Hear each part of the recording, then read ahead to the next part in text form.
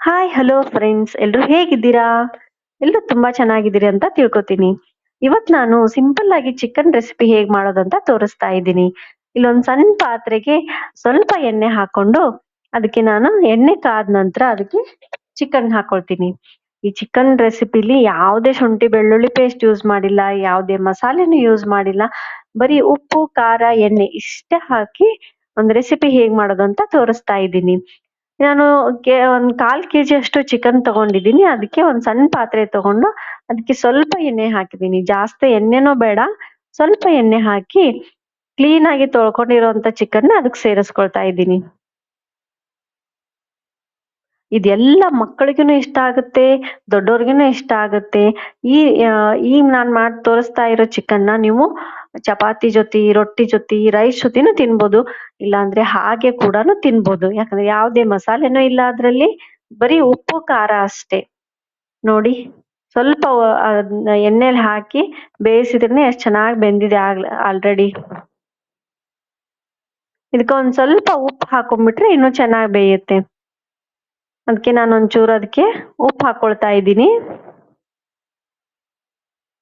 ಯಾವ ನೀರು ಆಡ್ ಮಾಡಿಲ್ಲ, ತಾನೇ ನೀರ್ ಬಿಡ್ತಿದೆ ನೋಡಿ. ಆಮೇಲೆ ಚಿಕನ್ ಎಣ್ಣೆ ಬಿಡುತ್ತೆ, ಅದಕ್ಕೆ ನಾನು ಎಣ್ಣೆನೂ ಜಾಸ್ತಿ ಹಾಕಿಲ್ಲ. ಸ್ವಲ್ಪ ಉಪ್ಪು ಹಾಕೊಂಡು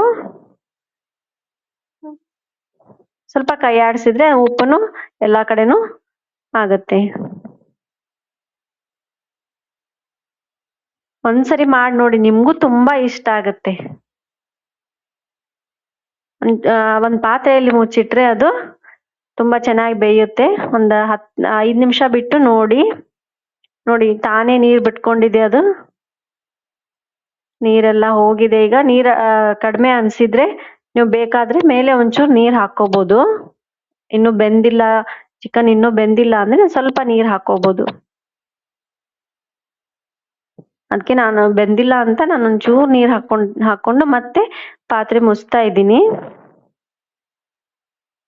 ನೋಡಿ ಎಷ್ಟು ಚೆನ್ನಾಗಿ ಕುದೀತಾ ಇದೆ.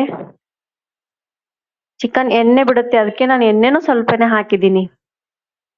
ಬೆಂದಿದೆ ಆಲ್ರೆಡಿ ಚಿಕನ್.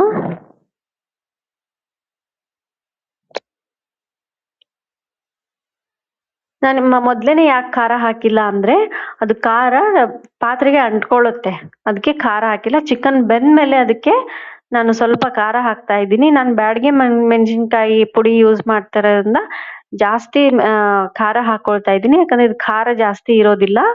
ನೀವು ನೋಡಿ, ನಿಮ್ಗೆ ಯಾವ ತರ ಬೇಕು, ಜಾಸ್ತಿ ಖಾರ ಬೇಕಂದ್ರೆ ಖಾರ ಜಾಸ್ತಿ ಹಾಕೊಳ್ಳಿ, ಇಲ್ಲ ಮೀಡಿಯಂ ಅಂದ್ರೆ ಸ್ವಲ್ಪ ಖಾರ ಹಾಕೊಳ್ಳಿ. ನಾನು ಇದು ಬ್ಯಾಡಗೆ ಮೆಣಸಿನ್ಕಾಯಿ ಖಾರ ಇರೋದಿಲ್ಲ ಅಂತ ಸ್ವಲ್ಪ ಜಾಸ್ತಿನೇ ಹಾಕೊಂಡಿದ್ದೀನಿ. ಮತ್ತೆ ಪಾತ್ರೆ ಮುಚ್ಚಿಟ್ಟು ಸ್ವಲ್ಪ ಹೊತ್ತು ಬಿಟ್ಟು ಒಂದ್ 5-10 ನಿಮಿಷ ಕುದ್ರೆ ಸಾಕು. ನೋಡಿ ಎಷ್ಟು ಚೆನ್ನಾಗಿ ಬಂದಿದೆ. ಇಷ್ಟೇ, ಮತ್ತೇನು ಬೇಡ. ಇದಕ್ಕೆ ಏನು ಹಾಕ್ಬೇಡಿ, ಯಾವ ಮಸಾಲೆನೂ ಹಾಕ್ಬೇಡಿ, ಯಾವ ಜಿಂಜರ್ ಗಾರ್ಲಿಕ್ ಪೇಸ್ಟ್ನು ಹಾಕ್ಬೇಡಿ. ಆಯ್ತು, ಚಿಕನ್ ಕುದ್ದಿದೆ. ಆಮೇಲೆ ಉಪ್ಪು ಖಾರ ಎಲ್ಲಾನು ಅದಕ್ಕೆ ಸಮ ಆಗಿದೆ. ಇವಾಗಿದು ರೆಡಿ ಟು ಈಟ್. ಇದನ್ನ ನೀವು ಚಪಾತಿ ಜೊತೆನೂ ತಿನ್ಬೋದು, ಅನ್ನ ಜೊತೆ ತಿಂದ್ ನೋಡಿ ಒಂದ್ಸರಿ. ನೀವೇ ಕಾಮೆಂಟ್ ಮಾಡ್ತೀರಾ ಚೆನ್ನಾಗಿ ಬಂದಿದೆ ಅಂತ.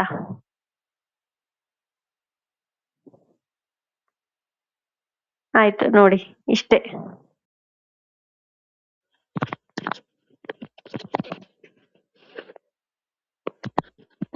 ನೋಡಿ ಎಷ್ಟು ಚೆನ್ನಾಗಿ ಬಂದಿದೆ. ನಾನು ಇದಕ್ಕೆ ಖಾರ ಅಚ್ ಖಾರದ ಪುಡಿ ಹಾಕೊಂಡಿಲ್ಲ. ಬೆಳ್ಳುಳ್ಳಿ ಮತ್ತೆ ಉಳ್ಳಾಗಡ್ಡಿ ಎಲ್ಲ ಎಣ್ಣೆನ ಹುರ್ಕೊಂಡು ಮಿಕ್ಸ್ ಮಾಡಿರ್ತಾರಲ್ಲ, ಆ ಖಾರನ ಯೂಸ್ ಮಾಡಿದೀನಿ. ಸಾಂಬಾರ್ಗೆ ಅಥವಾ ಪಲ್ಯಕ್ಕೆ ಎಲ್ಲ ಹಾಕ್ತಾರಲ್ಲ ಮಿಕ್ಸ್ ಖಾರ, ಆ ಖಾರನ ಯೂಸ್ ಮಾಡಿದೀನಿ. ಉಪ್ಪು ಖಾರ ಎಣ್ಣೆ ಅಷ್ಟೇ.